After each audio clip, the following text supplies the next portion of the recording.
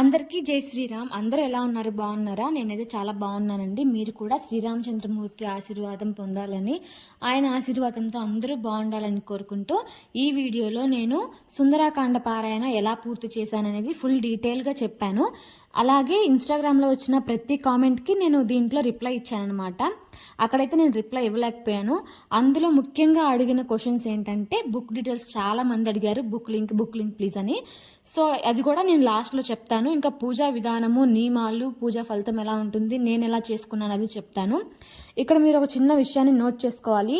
నేను నండూరి శ్రీనివాసరావు గారి చెప్పిన వీడియో చూసి నాకు తోచినట్టుగా నేను నిష్టగా నేను మనస్ఫూర్తిగా చేసుకున్నాను.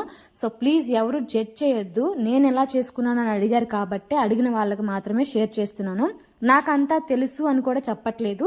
నాకేదైనా తెలియని ఉంటే, ఏదైనా మిస్టేక్ చేస్తే తప్పకుండా కామెంట్ సెక్షన్లో తెలియచేయండి. నేను తప్పకుండా తెలుసుకుంటాను. సో ఇన్స్టాగ్రామ్లో పెట్టిన ప్రతి వీడియోకి లైక్లు, షేర్లు, కామెంట్స్ వచ్చాయి. వాటన్నిటికీ నేను ముందుగా మీ అందరికీ థ్యాంక్స్ చెప్పాలనుకుంటున్నాను. ఎందుకంటే నేను అనుకున్న దానికంటే చాలా పెద్ద మొత్తంలోనే రీచ్ వచ్చింది. నేను అసలు ఎక్స్పెక్ట్ చేయలేదు ఇంత బాగా అంటే యాక్సెప్ట్ చేస్తారు నా వీడియోస్ని అని చెప్పి. అలాగే ప్రతి ఒక్కరూ కామెంట్ చేశారండి. అంటే కొన్ని కామెంట్స్ వచ్చినాయి, వాటికి కూడా నేను రిప్లై ఇవ్వలేకపోయాను అక్కడ. ఎందుకంటే నా బుక్ గురించి అడిగారు ఎక్కువ మంది. ఆ బుక్లోనేమో కొంచెం ప్రాబ్లం ఉంది, కొన్ని సర్గలు మిస్ అయ్యాయి అనమాట. సో ఆ బుక్ గురించి కూడా ఈ వీడియోలో లాస్ట్లో చెప్తాను. సో స్కిప్ చేయకుండా చూడండి. వీడియో నచ్చితే నా ఛానల్ని లైక్ చేసి సబ్స్క్రైబ్ చేసి ఇంకెవరికైనా ఇట్లాంటి వీడియోస్ కావాలంటే షేర్ చేయండి. ఈ వీడియోలో అయితే నేను ఎలా సుందరకాండ పారాయణ చేశాను, 16 రోజులు నాకు ఎదురైన అనుభవాలు, ఇంకా నేను ఎలాంటి వీడియోస్ చూస్తూ చేశాను, ఎంత సులువుగా చేసుకోవచ్చు అనేది ఈ వీడియోలో మాట్లాడుకుందాం. వీడియోలోకి వెళ్లే ముందు సుందరకాండ అంటే ఏంటి కొంచెం చిన్నగా చెప్తాను. సుందరకాండ అంటే తెలియని వాళ్ళు ఎవరు ఉండరు. తెలియని వాళ్ళ కోసం ఒక్కళ్ళైనా ఉండొచ్చు. సో సుందరాకాండ అంటే రామాయణంలో ఒక కాండ. రామాయణాన్ని వాల్మీకి మహర్షి గారు రచించారు. ఆ రామాయణంలో 7 కాండలుగా రచించారు. ఒక్కొక్క కాండ ఒక్కొక్కలాగా ఉంటుందన్నమాట. ఇదైతే సుందరాకాండ. సుందరాకాండ ఏంటంటే హనుమంతుడు సీతాదేవిని గురించి ఉంటుంది, మొత్తం సీతాదేవి గురించే ఉంటుంది. లంకకు తీసుకువెళ్ళటము, రావణుడు ఆమెను ఎత్తుకొని తీసుకెళ్ళటము, ఇంకా సీతమ్మని జాడ కనుక్కోవడము, ఇలాగనమాట. సుందరాకాండ అంటే సీతమ్మ తల్లిని రావణాసుడు ఎత్తుకెళ్ళడము, ఇంకా హనుమంతుడు దారి కనుక్కొని తీసుకురావడము, ఇదనమాట సుందరాకాండ అంటే. సో సుందరాకాండ అంటే ఏంటో తెలిసే ఉంటుంది. ఇప్పుడు ఎలా చేసుకోవాలి, పూజా విధానం ఏంటో చెప్తాను. సుందరాకాండలో మొత్తము 2885 శ్లోకాలు ఉన్నాయి, 68 సర్గలు ఉంటాయి అనమాట. మరి ఎలాగ పారాయణ చేయాలి అంటే ఇన్ని శ్లోకాలు ఉన్నాయి కదా ఎలా చదవాలి అనుకుంటారేమో. ఇది 2 విధాలుగా చేసేవాళ్ళు ఉంటారు. ఒకటి ఏంటంటే రోజుకు ఒక సర్గ ప్రకారం 68 రోజులు చేసేవాళ్ళు ఉంటారు. కానీ 16 రోజుల్లో ఎలా చేస్తాను నేను అనేది అంటే 16 రోజుల్లో చేయడం అనేది చాలా చాలా విశేషమైంది. ఎందుకంటే రాముల వారికి చాలా ఇష్టమైంది అనమాట 16 రోజుల్లో చేస్తే. షోడశ కళా పరిపూర్ణుడు అంటారు స్వామిని. అందుకనే సో 16 రోజుల్లో చేయగలిగితే విశేషమైన ఫలితం ఉంటుంది. అందుకని నేను 16 రోజుల్లో పూర్తి చేశాను. ఇప్పుడు ఎలా చేశాను అంటే 16 రోజుల్లో చేయడానికి ఒక ఫార్ములా లాగా ఒక శ్లోకం ఉంటుందన్నమాట మనకి. అది కూడా ఒక మహనీయుడు ఇచ్చారు. సో అది ఆ శ్లోకం ఏంటంటే రాఘవో విజయో దత్ యత్ మమ సీతాపతి ప్రభువు.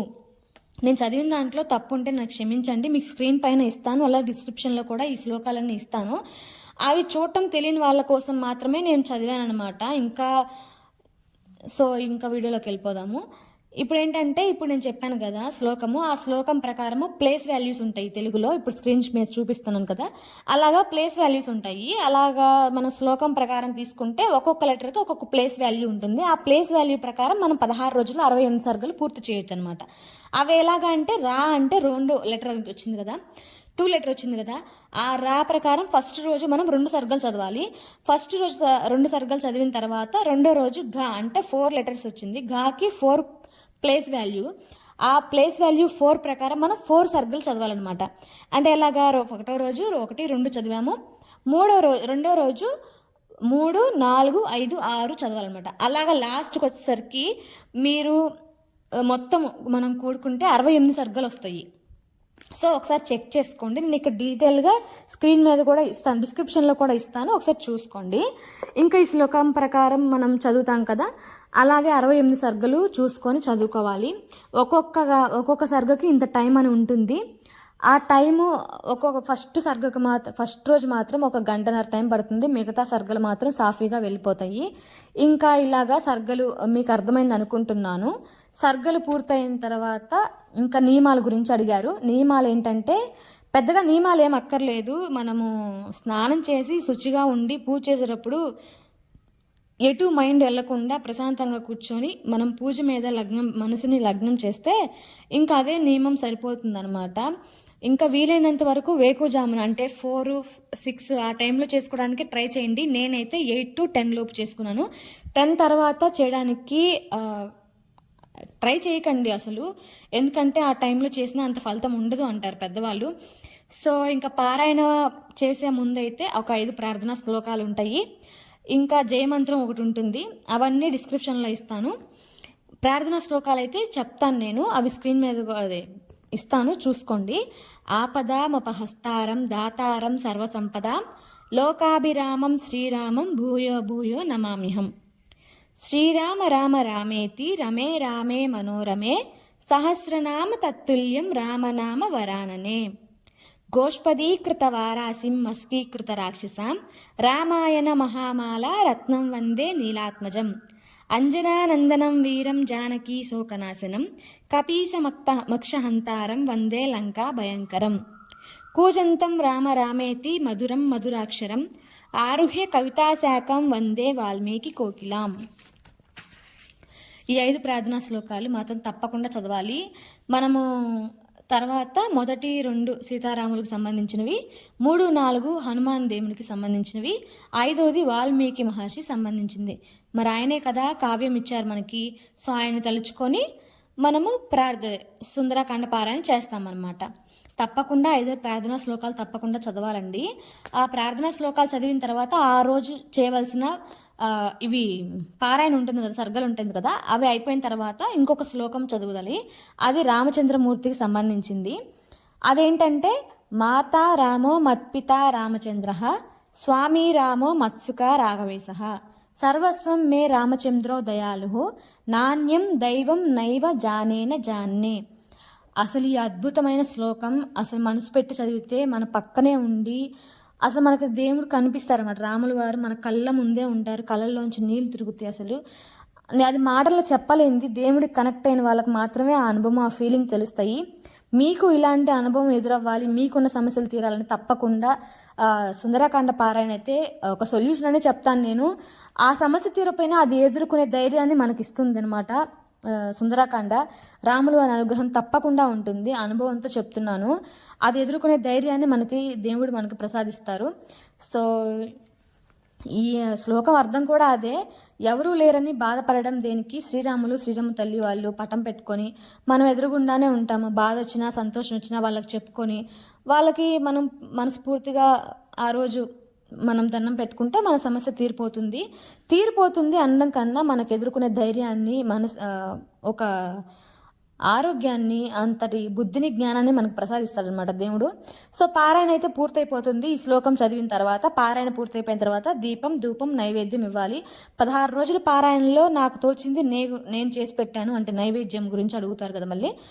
చేసి పెట్టాలంటే పెద్దగా ఏం అక్కర్లేదండి. మీకు టైం ఉండి చేసుకునే శక్తి అవన్నీ ఉంటే చక్కగా నైవేద్యం ఏదైనా చేసి పెట్టుకోవచ్చు. అప్పాలు, గారెలు, ఇంకా అన్నం, బియ్యంతో చేసిన పరమాన్నము, అలాగా మీకు నచ్చింది, మీకు తోచింది చేసి పెట్టచ్చు. నేనైతే మామిడి పళ్ళు, పాలు పెట్టాను.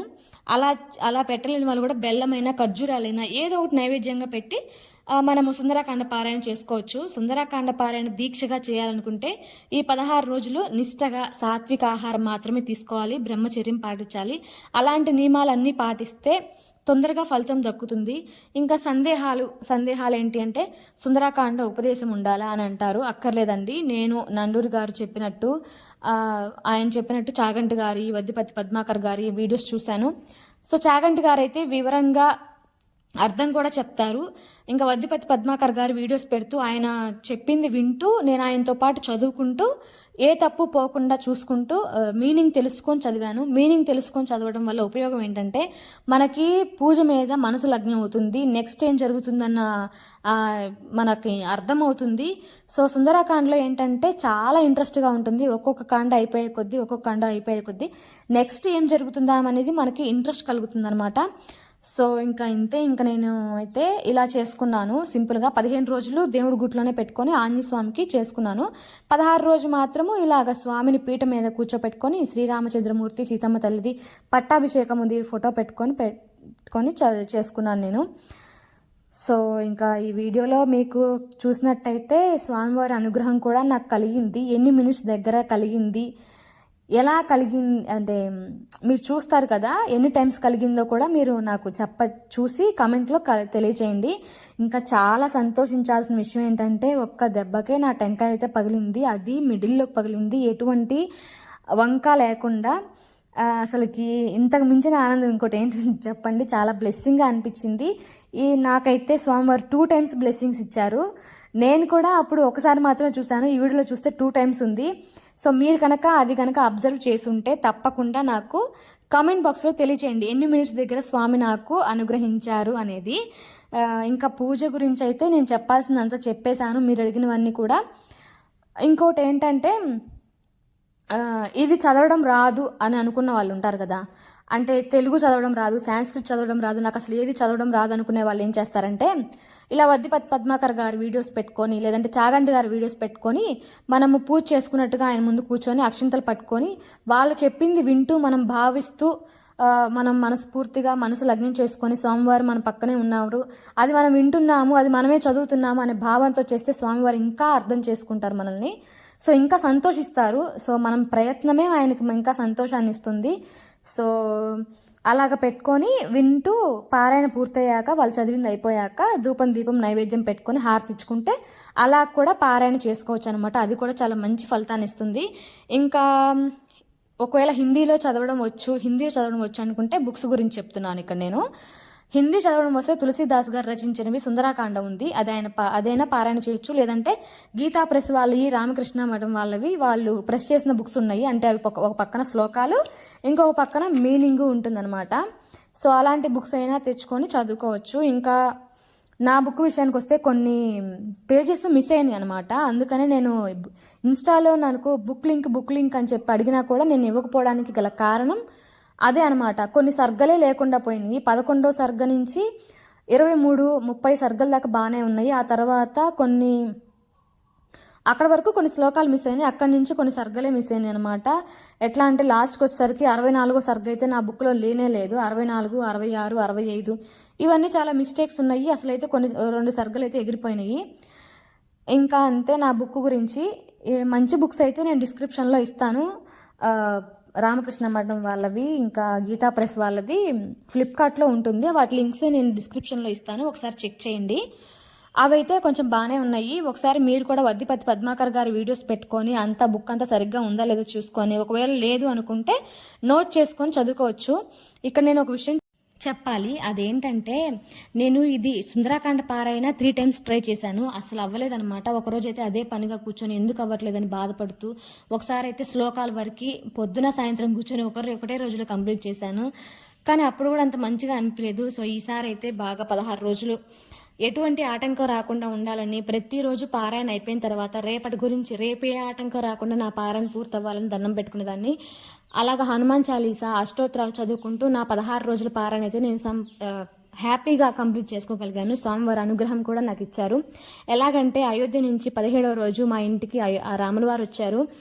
అమ్మకి తెలిసిన వాళ్ళు అంటే బ్యాంకులో కొలీగ్స్ అమ్మకి ఇచ్చారనమాట. వాళ్ళు అయోధ్య వెళ్ళొస్తే నాకైతే ఎంత సంతోషంగా అనిపించిందో. ఇంకా నా అనుభవం ఏమైతే నేను ఎదుర్కొన్న సమస్య కూడా అది. ఆయన బ్లెస్సింగ్ లేకుండా అయితే నేను చేయలేకపోయాను. ఇదే కాదు, మనం ఏదైనా సరే ఏదైనా చేయాలనుకుంటే ఆయన బ్లెస్సింగ్ తప్పకుండా ఉండాలి. ఆయన అనుగ్రహం పొందాలంటే అది కూడా ఒక అదృష్టం అనే చెప్తాను నేను. సో మీ అందరూ కూడా మీ సమస్యల్ని రాముల వారు తీర్చాలని, అంతటి ధైర్యాన్ని నాకు ఇచ్చినటువంటి మానసిక ఆనందాన్ని, ఆరోగ్యాన్ని మీకు ప్రసాదించాలని మనస్ఫూర్తిగా కోరుకుంటున్నాను. నా వీడియో నచ్చితే తప్పకుండా సబ్స్క్రైబ్ చేసి లైక్ చేసి నాకు సపోర్ట్ చేయండి.